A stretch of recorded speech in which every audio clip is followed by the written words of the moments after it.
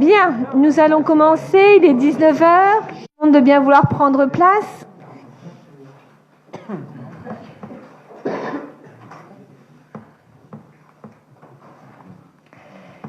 Mesdames et messieurs les conseillers municipaux, mesdames et messieurs les administrés qui assistent à ce conseil, et à tous les internautes qui nous suivent en direct sur le Facebook de la ville, bienvenue à ce conseil municipal. Nous allons d'abord commencer par quelques informations. Jeudi 14 juin à 16h30, à la ferme des Aigrettes, il y aura l'inauguration des nouveaux espaces avec le Centre social et culturel Jacques-Yves Cousteau. Venez nombreux, 16h30. Vous pourrez y découvrir les différents espaces aménagés, donc la ludothèque qui est arrivée là-bas, l'espace qui est prévu aussi pour le séminaire. Il y aura une petite visite. Tu veux dire quelque chose ? Justement, à ce sujet, il y a de la restauration sur place ce jour-là. Hein. Donc, il y aura des Welsh mis en vente au prix de 5 € avec une participation du centre. À savoir qu'on a fait venir justement le monsieur qui est champion du monde de Welsh. Je ne sais pas si vous le connaissez. C'est Dan, le patron de l'Overcraft. Donc, ça va valoir le détour. Je vous invite tous à venir et venez nombreux. Merci. La plage, c'est parfait. Et il faut réserver avant le 11. Et il faut réserver avant le 11. Merci. C'est un Welsh. Bien. Ensuite, dans le cadre de l'appel à projet pour le budget participatif, 5 idées ont été retenues. Vous pouvez voter pour l'une d'entre elles sur le site de la ville jusqu'au 17 juin. Donc, il y a eu 5 projets. Le premier, c'est Au Secours. L'idée est de proposer à 200 Marquois volontaires de passer la formation des premiers secours. Le deuxième projet, Street Art. Il s'agit de créer un mur d'expression avec 50% du graffeur professionnel et 50% libre expression des Marquois. Troisième idée, créer une aire de jeu au quartier Schweitzer. La quatrième idée, c'est pareil, une aire de jeu au quartier des Marronniers. Et le dernier projet serait d'installer une balançoire pour enfants exceptionnels. En fait, c'est une installation d'une balançoire PMR pouvant accueillir un enfant en fauteuil roulant. Donc, vous pouvez voter sur le site de la ville jusqu'au 17 juin. N'hésitez pas. Autre information, par courrier du lundi 4 juin, la commune a sollicité Monsieur le ministre de l'Intérieur pour la création d'une antenne de la police nationale en lieu et place de l'ancienne gendarmerie Audriade, dans l'objectif forcément de renforcer leur présence dans le territoire. Donc c'est un courrier qu'on vient d'envoyer. En ce qui concerne l'école élémentaire du Moulin, un premier prix départemental a été décerné le 16 mai dernier pour leur projet de solidarité et d'échange avec l'hôpital Oscar Lambret de Lille, dans le cadre de l'action éducation citoyenne. Ils ont reçu leur prix, on est allés tous ensemble, sur Arras. Ils se sont vus également décerner un 4e prix national dans le cadre du projet Se construire citoyen. Donc ils ont beaucoup de projets, l'école du Moulin. Parfait. Ils l'ont eu au Sénat. Et oui, ils ont reçu leur projet au Sénat mercredi dernier. Voilà ce qui concerne les informations. Monsieur William veut prendre la parole. Merci Madame le maire. Donc je souhaitais informer l'Assemblée que j'ai été destinataire au sein de mon service d'un courrier du directeur de l'école du Moulin, puisqu'on en parle, Monsieur Lefebvre, qui s'adresse aux élus du conseil municipal. Ainsi, permettez-moi de vous faire lecture de son courrier. Madame le maire, mesdames et messieurs les adjoints, mesdames et messieurs les conseillers municipaux. À l'occasion du conseil municipal, je tenais à remercier chaleureusement l'ensemble de l'équipe municipale qui nous a tant aidés pour la réussite des projets menés. Le partenariat entre l'école et la municipalité est un gage de réussite, essentiel pour nos élèves. Ce sont des enfants émerveillés par les visites de l'Assemblée, de la Tour Eiffel et du Sénat que nous avons eu le privilège d'accompagner hier et avant-hier. Les récompenses qu'ils ont reçues sont le fruit d'un long travail et tellement riche et formateur pour les citoyens qu'ils s'apprêtent à devenir. Je vous remercie donc au nom de tous ces élèves de toute l'aide logistique, notamment les photocopies couleurs, financières, le bus et morale que vous nous avez apporté avec tant de bienveillance et d'attention. Je précise que ces remerciements ne concernent pas que ces prix et ce projet, mais aussi l'ensemble des actions, forums sécurité, développement informatique, etc., et qu'ils n'ont aucune connotation partisane ou politique, mais juste le plaisir d'avoir réussi avec vous à concrétiser les idées et les ambitions de tous les enfants. Merci à toutes, à tous et à toutes au nom de tous nos élèves. Je vous souhaite un excellent conseil municipal au nom des élèves, parents et enseignants de l'école, Monsieur Lefebvre, directeur. Donc en tant que conseiller municipal délégué à l'éducation et à la jeunesse, je tiens donc à remercier ce soir Monsieur Lefebvre de son courrier de remerciement et je lui adresse à nouveau toutes nos félicitations pour l'ensemble de ses projets. Merci. Merci, Monsieur Guillaume. En plus, on les reçoit lundi, les directeurs, de façon à mettre en place d'autres projets avec Aïbar, avec le centenaire, mois de novembre l'année prochaine. Donc, on est encore en train de travailler avec eux. C'est bien ça ? Parfaitement. Bien. Alors, il s'agit de désigner maintenant le secrétaire de séance. Je propose Monsieur Quentin Guillaume. Qui est contre ? Qui s'abstient ? Je vous remercie, Monsieur Guillaume. Alors, veuillez répondre par présent à l'appel de votre nom, Madame Noël Corinne, Monsieur Lefebvre Raymond, Madame de Seigne Véronique, Monsieur Bius Régis, Madame Jean-Pi Isabelle, Monsieur Martin Fabrice, Madame Louchet Laurence excusée donne pouvoir à Madame Noël Corinne, Madame Mercier Sabrina, Madame Gessler Maryse, Monsieur Pile Robert excusé donne pouvoir à Madame de Seigne Véronique, Monsieur Le Gros Marc, Monsieur Langlin Daniel, Monsieur Willaume Quentin présent, Monsieur Dumont Pierre-Henri, Madame Magnier-René, excusé donne pouvoir à Madame Gessler Maryse, Monsieur Courtois Thierry, excusé donne pouvoir à Monsieur Langlin Daniel, Madame Gattel-René, excusé donne pouvoir à Monsieur Dumont Pierre-Henri, Madame Vautier Monique, Monsieur Masson Tony, Madame De Sorani, excusée, donne pouvoir à Madame Vautier Monique, Madame Vandoile Julie, Madame Fournier Annick, Madame Delcroix Nathalie, Monsieur Émile Bernard, excusé, donne pouvoir à Madame Fournier Annick, Madame Fiolet Evelyne, Monsieur Massé Christian, Monsieur Bouchel William, Madame Branly Sandrine, excusée, donne pouvoir à Madame Carbonnier Thérèse et Madame Carbonnier Thérèse. Voilà pour l'appel. Merci, Monsieur Guillaume.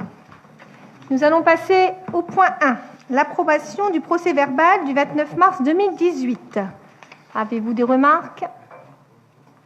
Une petite. Monsieur Massé. Au niveau des travaux de la place de l'Europe, à l'origine, il était prévu que les travaux démarraient côté bistrot jusque la rue du 28 septembre. Il s'avère qu'aujourd'hui, quelques personnes sont un peu mécontentes des dispositions de la voie, les cailloux, tout ça. Voilà.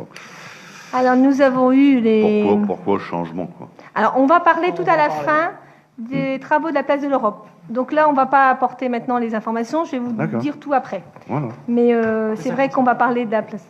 Ok. Il n'y a pas de souci. Et comme ça ne concerne pas le compte-rendu, on n'en parle pas maintenant. Voilà. On en parlera après. C'est bon pour vous ? C'est bon. Alors, qui vote contre ? Qui s'abstient ? Je vous remercie. Ah, pardon, excusez-moi.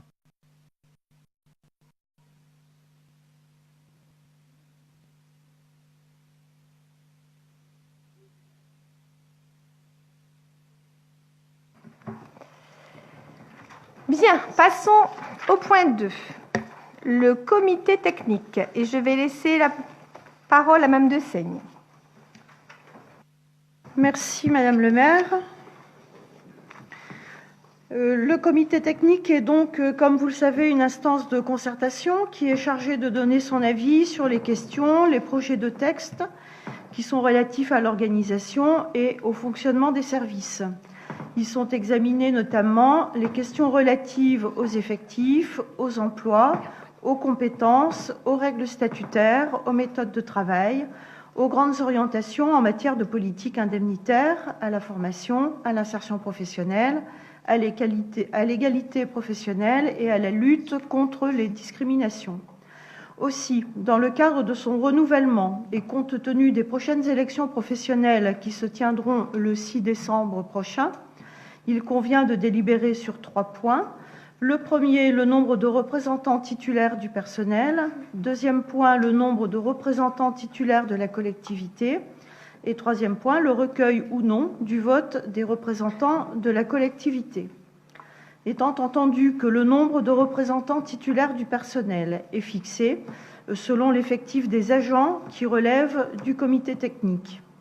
Donc, en ce qui concerne la ville de Marcq, nous avons à désigner entre 3 et 5 représentants. Étant entendu qu'il appartient à l'organe délibérant, selon l'article 1er du décret du 30 mai 1985, de fixer le nombre de représentants du personnel, et ce, après consultation des organisations syndicales représentées au comité technique ou à défaut des syndicats ou sections syndicales présentes dans la collectivité, sachant que la consultation des organisations syndicales est intervenue le 18 mai 2018. Vu l'avis favorable du comité technique en date du 4 juin 2018, je vous propose de maintenir à 5 le nombre de représentants titulaires du personnel et, par souci de parité, à 5 le nombre de représentants titulaires de la collectivité. De plus, et conformément au texte en vigueur, je vous propose de maintenir également le recueil de l'avis des représentants de la collectivité. Donc, y a-t-il des questions? Pas de remarques? Bien, nous allons donc passer au vote. Qui est contre? Qui s'abstient? Je vous remercie. 1.3.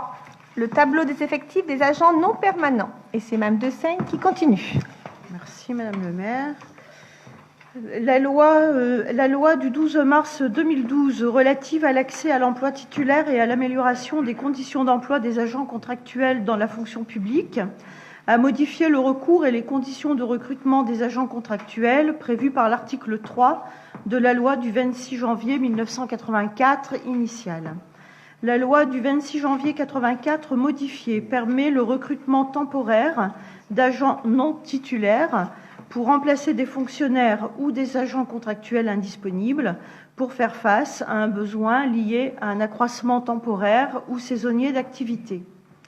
Vu l'avis favorable du comité technique en date du 4 juin 2018, il est proposé au conseil municipal d'autoriser le recrutement d'agents contractuels dans les conditions fixées par les articles 3.1 et 3.3 de la loi du 26 janvier 1984 modifiée, dans la limite des effectifs repris au tableau, et donc joint à votre délibération un tableau qui reprend les recrutements possibles d'agents contractuels sur les emplois non permanents en fonction de leur grade, du temps de travail et des fonctions qu'ils auraient à occuper.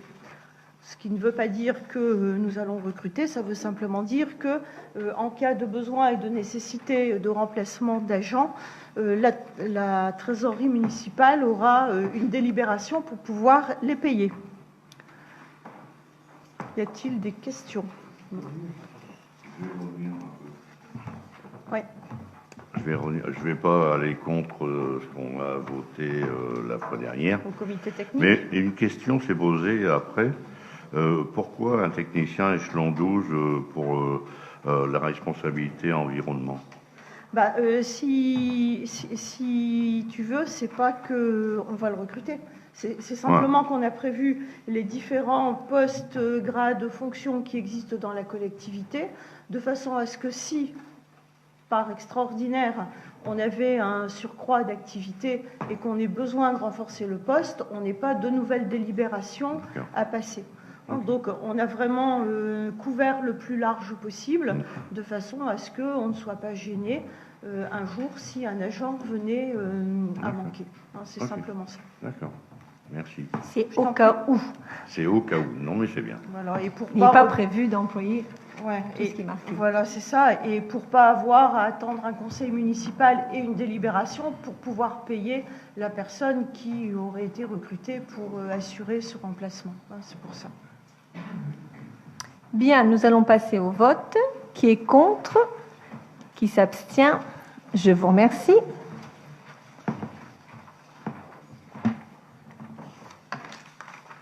1.4. 1.4, en ce qui concerne la médiation préalable obligatoire. Madame de Seyne, vous allez continuer. Merci.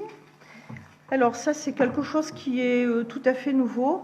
La loi de modernisation de la justice du XXIe siècle du 18 novembre 2016 a prévu jusqu'en novembre 2020 l'expérimentation d'une procédure de médiation préalable obligatoire dans certains contentieux qui intéressent la fonction publique et notamment toutes les décisions administratives individuelles susceptibles de concerner les éléments de rémunération, les décisions relatives au détachement, disponibilité, congé sans traitement, congé parental, les décisions relatives au classement suite à avancement de grade ou promotion, les décisions relatives à la formation professionnelle et les décisions en lien avec le handicap et l'inaptitude aux fonctions.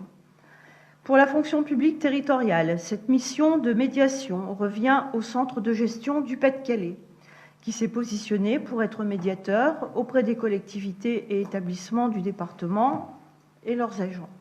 Cette nouvelle mission, qui bien sûr est facultative pour les employeurs, présente néanmoins de nombreux avantages. En effet, la médiation est plus rapide et surtout beaucoup moins coûteuse qu'une procédure contentieuse. Elle est aussi plus efficace car elle offre un cadre de résolution amiable des litiges et débouche sur une solution négociée en amont d'un éventuel contentieux. Pour les collectivités affiliées et non affiliées, le coût est fixé à 60 € par heure de présence du médiateur avec l'une ou l'autre des parties ou avec les deux parties concernées. Vu l'avis favorable du comité technique en date du 4 juin 2018, il est proposé aujourd'hui d'autoriser Madame le maire à signer cette convention. Avez-vous des questions par rapport à cette délibération ? Parfait. Donc nous passons au vote. Qui est contre? Qui s'abstient? Je vous remercie. 1.5. La convention de coordination de la police nationale avec la police municipale. Monsieur Legros? Oui, merci Madame le maire. Donc le maire possède des pouvoirs étendus en matière de police administrative générale. Afin d'assurer le bon ordre, la sécurité, la sûreté, la tranquillité et la salubrité publique, il est chargé de la police municipale sous le contrôle administratif du représentant de l'État dans le département. Les missions de la police municipale de Marcq s'inscrivent dans le cadre d'une police de proximité, ce qui nécessite une étroite collaboration avec les services de la police nationale de Calais. C'est pourquoi il est proposé la signature d'une convention de coordination entre les services de police de la ville et de l'État. La présente convention, établie conformément aux dispositions de l'article L. 2212-6 du Code général des collectivités territoriales, précise la nature et les lieux des interventions des agents de police municipale et détermine les modalités selon lesquelles ces interventions sont coordonnées avec celles des forces de sécurité de l'État. Par ailleurs, elle fixe également un calendrier des rencontres entre la police municipale et la police nationale qui s'organiseront de manière régulière en fonction des événements. Il est demandé au conseil municipal d'autoriser la signature de cette convention. Voilà. Merci, Monsieur Legros. Donc cette convention n'est pas obligatoire, mais elle nous permettra de renforcer les liens entre la police nationale et la police municipale. Je pense que c'est une bonne chose. Pas de remarques? Une petite seulement.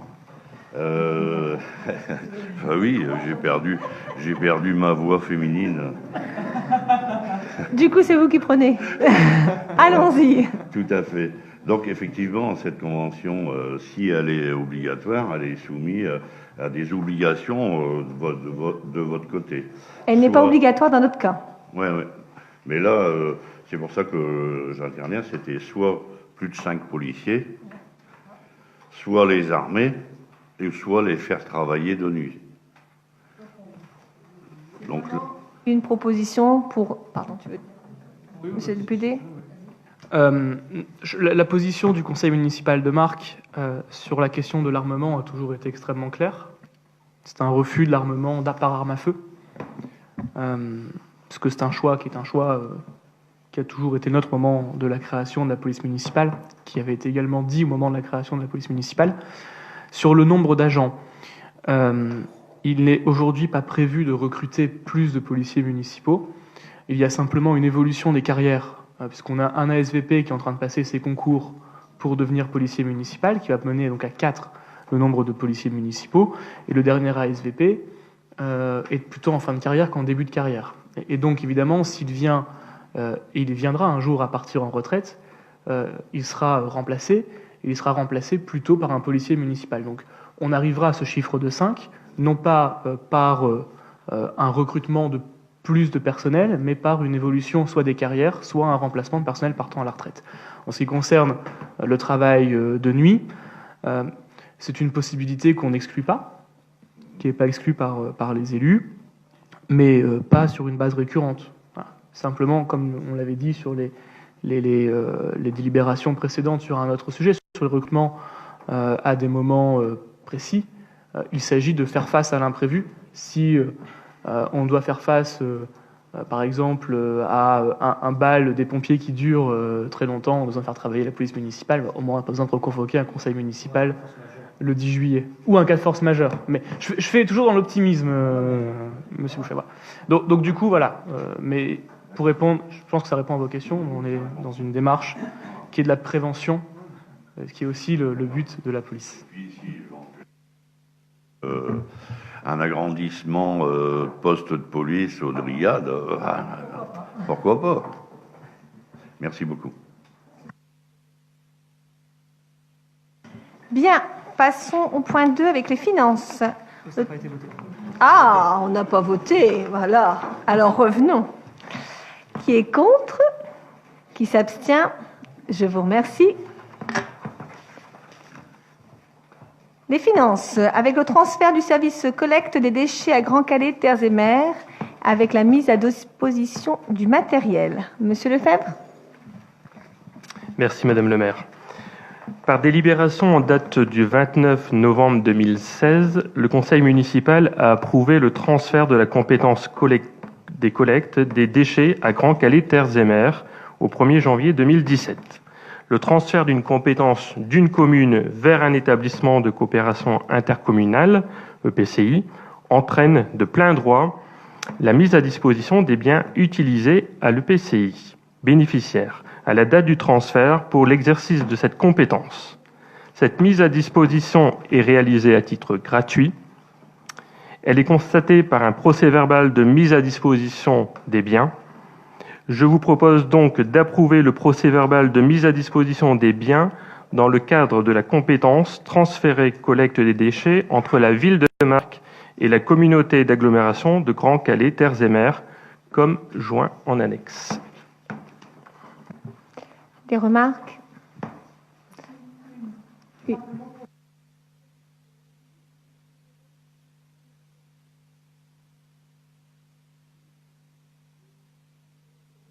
La convention. 1 euro, amorti en un an, 1 euro, résiduel 0. Les services nous expliquent que c'est un véhicule qui est rentré au moment de l'absorption du SMIRTOM, de la répartition du SMIRTOM, qui avait donc déjà une certaine expérience dans la collecte des déchets ménagers, et que donc il a été complètement amorti, et que pour le rentrer dans notre comptabilité, il faut donc le mettre à 1 euro. Voilà, c'est une procédure comptable. Symbolique. Voilà. Vous êtes intéressé? Il est plus coté, exactement.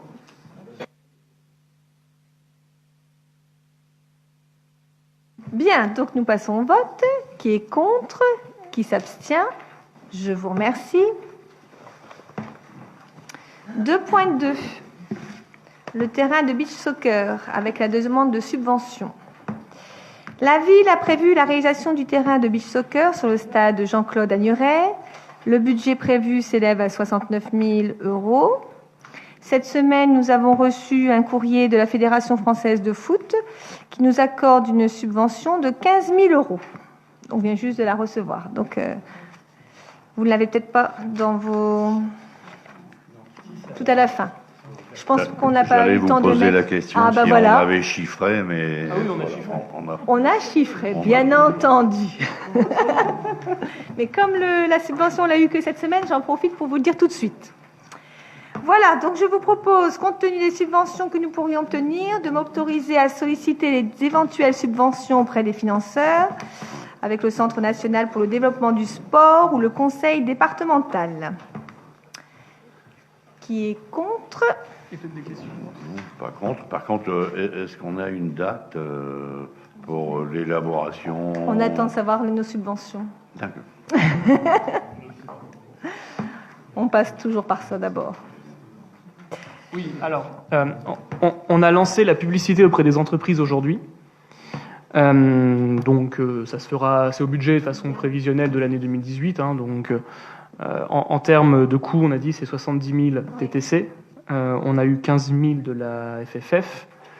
Donc, on a déjà pas mal en subvention.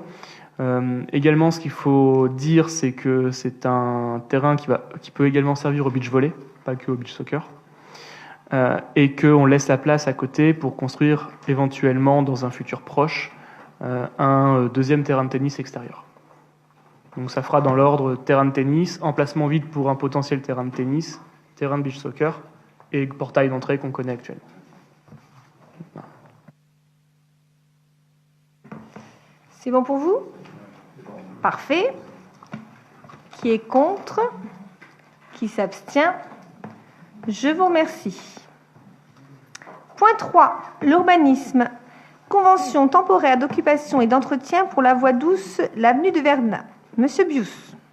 Merci Madame le maire. Dans le cadre de la création de la voie douce reliant Marcq au hameau du Fort-Vert, la commune a procédé à des aménagements sur le domaine public routier appartenant au département. Aussi, afin de concrétiser l'occupation par la commune du domaine public départemental, une convention régissant la création, l'entretien, la gestion et la maintenance de cette voie doit être conclue avec le département.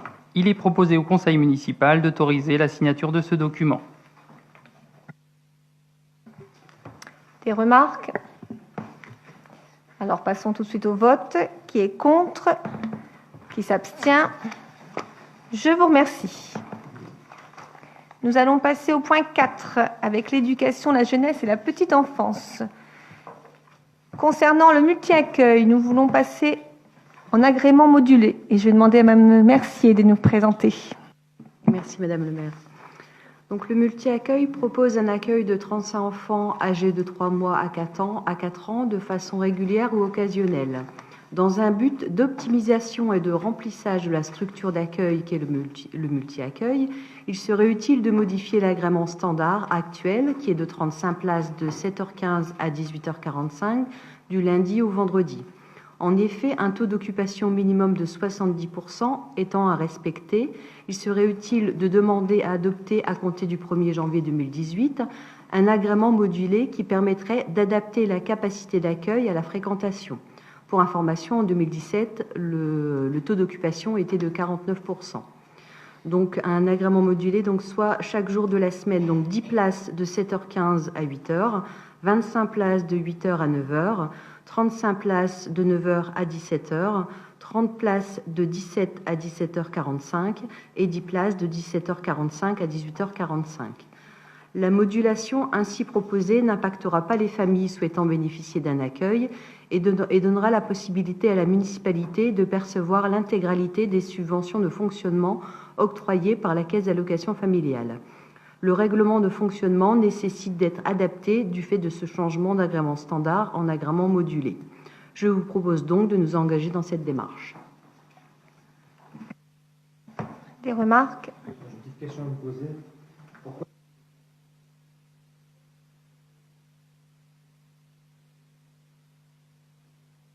C'est pas par rapport au taux de 70%. En fait, les 49%, c'est le taux d'occupation par rapport à la capacité d'accueil globale sur toute la journée.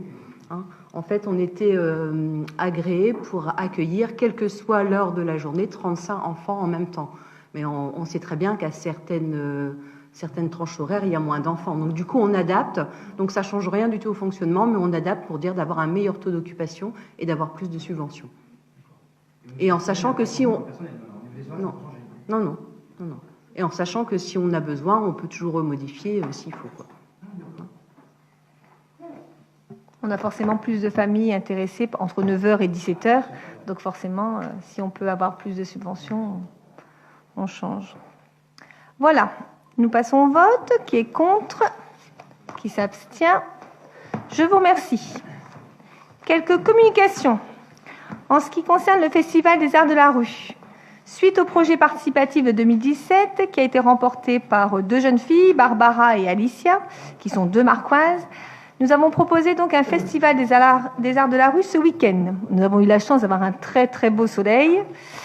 Nous avons accueilli à peu près 1000 spectateurs et environ 18 spectacles qui ont été présentés à la Ferme des Aigrettes, mais aussi au complexe Suban, Berceban, et puis un petit peu aussi à la maison Patrick Boulet et dans les rues.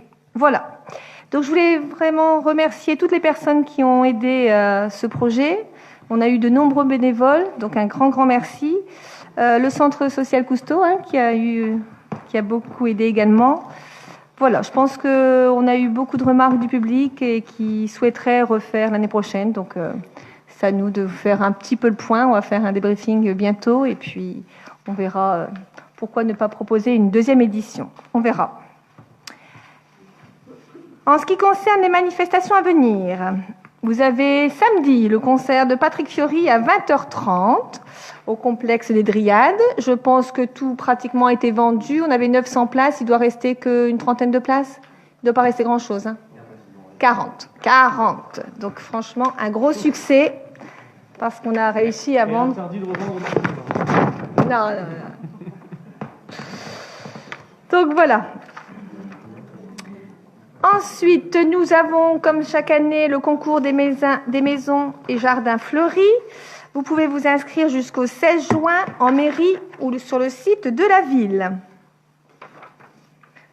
Alors, Pierre-Henri, d'habitude, tu montres les affiches? Oui, mais là, je suis en train de mettre à jour les infographies sur Facebook de la ville de Marne. Ah, si très bien. Tu vois que tu arrives à faire. Ensuite, le samedi 16 juin, nous avons le concert de la Ducasse avec HB2M et la chorale Arpège à 20h à l'église Saint-Martin. Venez nombreux, c'est gratuit. La Ducasse aura lieu du 17 au 19 juin sur la place de l'Europe. C'est pour ça qu'on a retardé un peu les travaux. On a dû faire les fouilles, mais après, on a voulu garder la place. Ça vient. De façon à ce que la Ducasse se fasse là. On ne voyait pas du tout où la mettre ailleurs. Donc on a retardé les travaux, c'est vrai, d'1 mois ou 2, mais parce qu'on voulait faire la Ducasse. Voilà.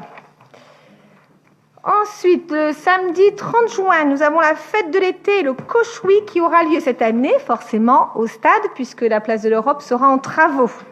Il y aura des structures gonflables de 15h à 19h et en soirée, 3 cochons grillés pour un repas avec dessert, comprenant un accompagnement et un dessert. Le groupe Acoustic Band sera présent à partir de 19h et à 20h30, nous aurons aussi le groupe Colombopal. N'hésitez pas à venir, le tarif enfant 7 €, tarif adulte 15 €. Un moment convivial à partager en famille pour ceux qui sont disponibles. Ensuite, Miss Marc, on lance les inscriptions en juillet. Donc, si vous connaissez des jeunes filles intéressées, elles peuvent venir chercher leur dossier ici en mairie ou directement télécharger sur le site de la ville. Pour les festivités du 14 juillet, alors le vendredi 13, nous avons notre fameux bal des pompiers à 21h au stade. C'est gratuit, ouvert à tous. Et ensuite, le feu d'artifice à 23h30, toujours au stade municipal également. Le 14 juillet, la cérémonie officielle au monument aux morts à 10h30 et on continuera avec la guinguette à la ferme des Aigrettes à 12h30. Chacun peut ramener son petit pique-nique, ses viandes, ses boissons. On mettra à disposition un barbecue et un petit peu de musique. Bref, une très belle ambiance comme l'année dernière. Et le petit vin blanc pour ceux qui préfèrent. Ah voilà, Thérèse. Dès qu'on parle vin blanc. Ça y est. Le dimanche 15 juillet, nous avons prévu de retransmettre la finale de la Coupe du Monde au complexe Seban sur écran à 17h. Il y a de nombreux footballeurs qui vont venir, j'en suis sûre, qui sont intéressés pour venir. Oui, mais une finale, c'est toujours une bonne ambiance. Peut-être la France. Ça, on ne peut pas savoir d'avance. Hein. Le 2 septembre, nous aurons encore le forum des associations au stade et au complexe Seban à partir de 10h. Une remise des récompenses aux athlètes des différentes associations et des structures gonflables pour tous les enfants. Gratuitement, bien entendu. Et si on va encore un peu plus loin, le 8 et le 9 septembre, la fête des Islandais avec la Ducasse. Il y aura une exposition de peinture, les célèbres moules frites, le concert, le feu d'artifice et également des structures gonflables, la brocante, comme chaque année. Voilà, on a fait un peu large parce qu'on ne sait pas le prochain conseil municipal quand il aura lieu. Donc là, on est allé jusque septembre. Je sais que c'est bientôt les vacances, hein, en tant qu'enseignante.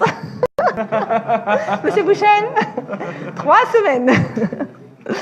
Enfin, pour moi, l'année est presque terminée. Hein. Je le savais. Donc, l'année étant pratiquement finie, c'est pour ça qu'on se permet de faire les animations jusqu'au mois de septembre. Bien, Madame Jean-Pi, une petite intervention pour vos seniors. Alors, merci Madame le maire. Alors, pour vous rappeler que notre repas de la Ducasse aura lieu le mercredi 20 juin au complexe Hubert-Seban. Voilà.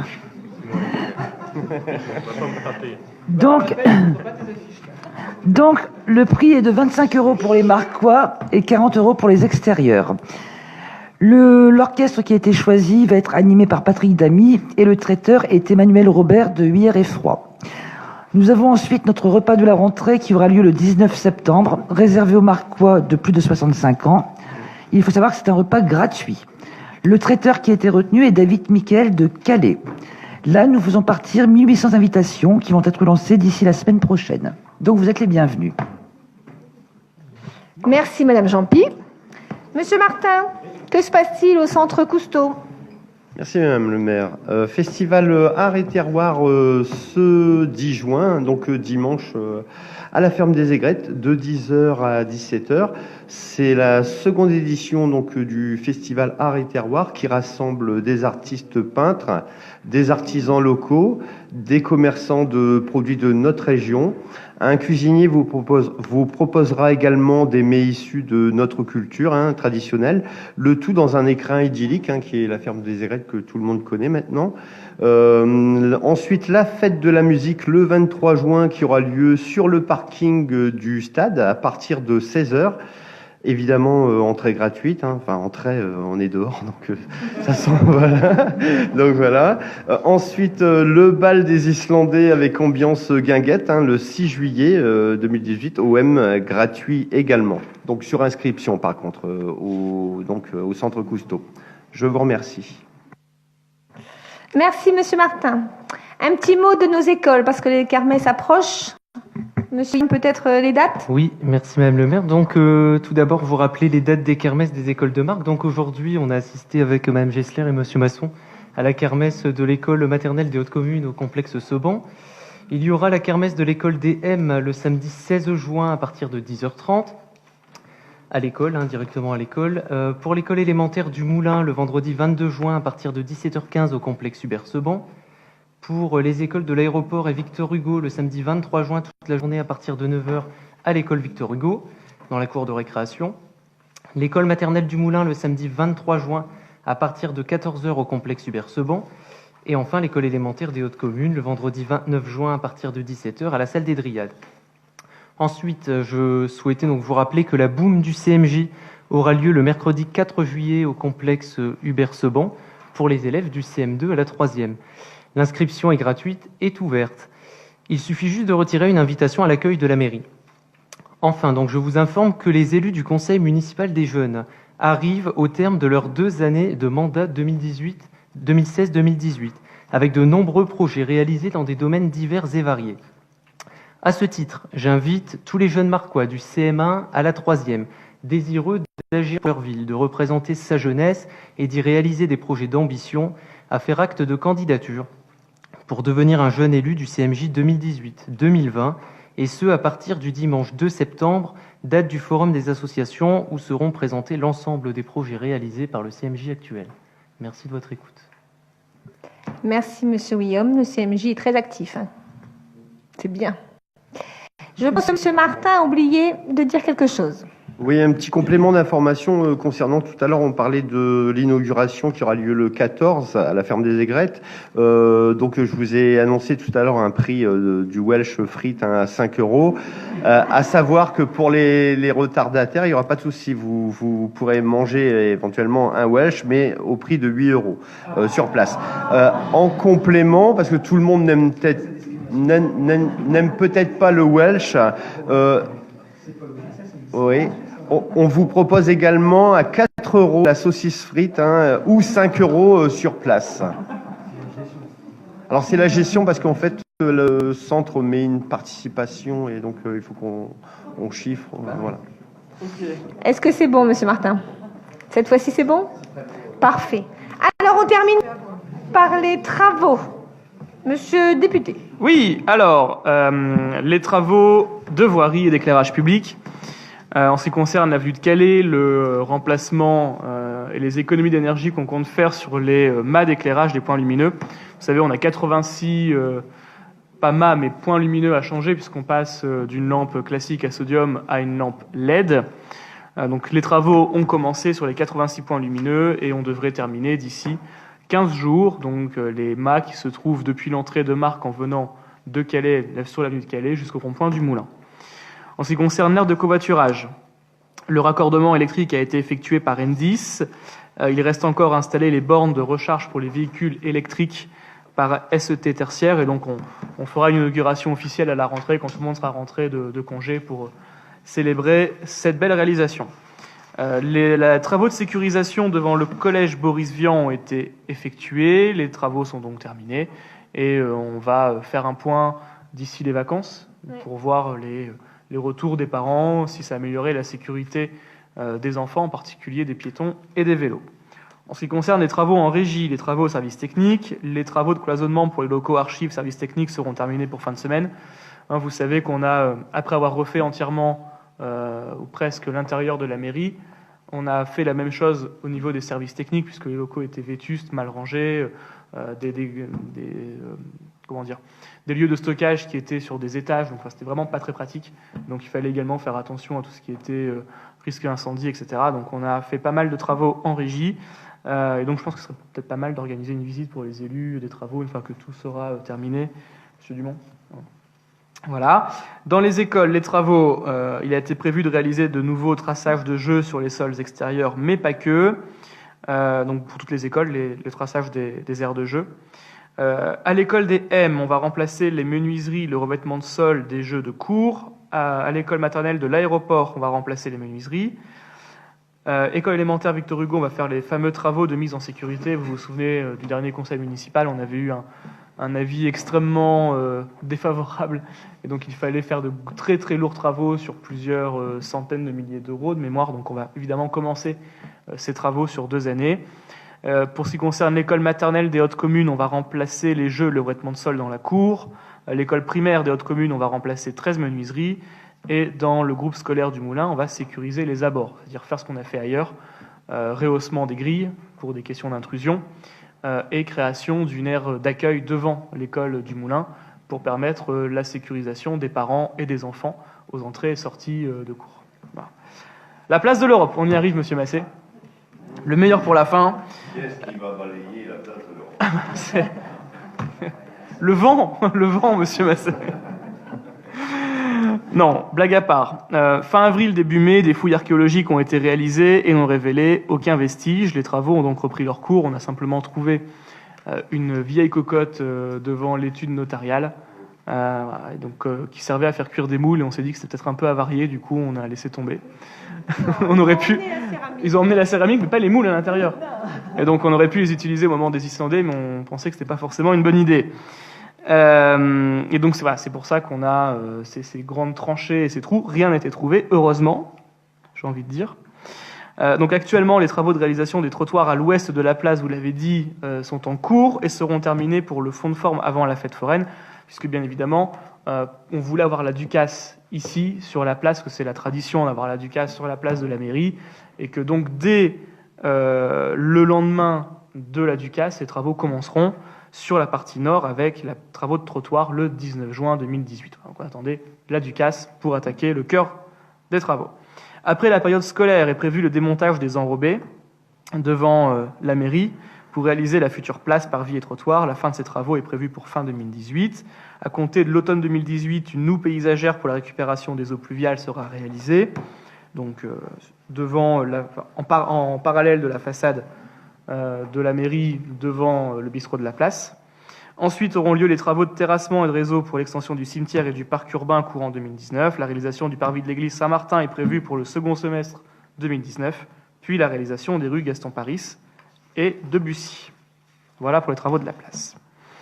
En ce qui concerne certaines études, l'ADAP.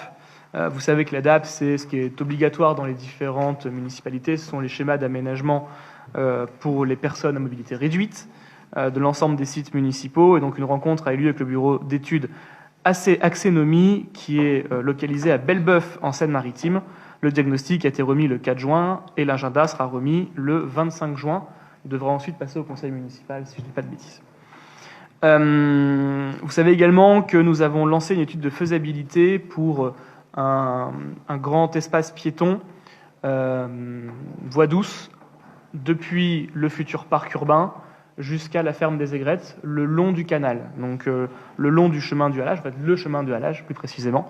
Et donc une première réunion de travail a eu lieu et les études sont actuellement en cours pour ensuite lier comme ça de façon piétonne les deux parties, piéton-vélo, les deux parties de la ville. Ça permettra de séparer les flux, ce qui est vraiment l'importance, je pense, aujourd'hui, c'est séparer les flux piétons-vélo d'une part et véhicules, bus de l'autre. Voilà pour les travaux, Madame le maire. Merci beaucoup, Monsieur le député. Alors, vous avez toujours à la fin l'article L 2122. D'habitude, je ne le lis pas, mais je vais simplement vous avertir quand même qu'on a eu quelques notifications qui nous ont été transmises ce mercredi 4 juin. Donc, je vous informe que nous avons réussi à avoir de la DETR pour l'éclairage public du quartier des Chardonnerets à hauteur de 16 400 € et l'éclairage public quartier des Marronniers pour 8 561 €. Voilà, je voulais simplement ajouter ça parce que ça, vous ne l'aviez pas dans le détail. On l'a reçu que mercredi. Voilà, je pense que nous avons terminé notre conseil municipal. Les subventions, tout ça, vous les avez eues, non? On les dit, Moi, je ne dis pas d'habitude. Vous avez tout eu? Oui, voilà. On a eu plein de subventions. Moi, je ne donne pas d'habitude. Voilà, je vous remercie beaucoup pour votre présence. Je vous souhaite de bonnes vacances si on n'a pas l'occasion de se revoir. Bonne soirée à tout le monde.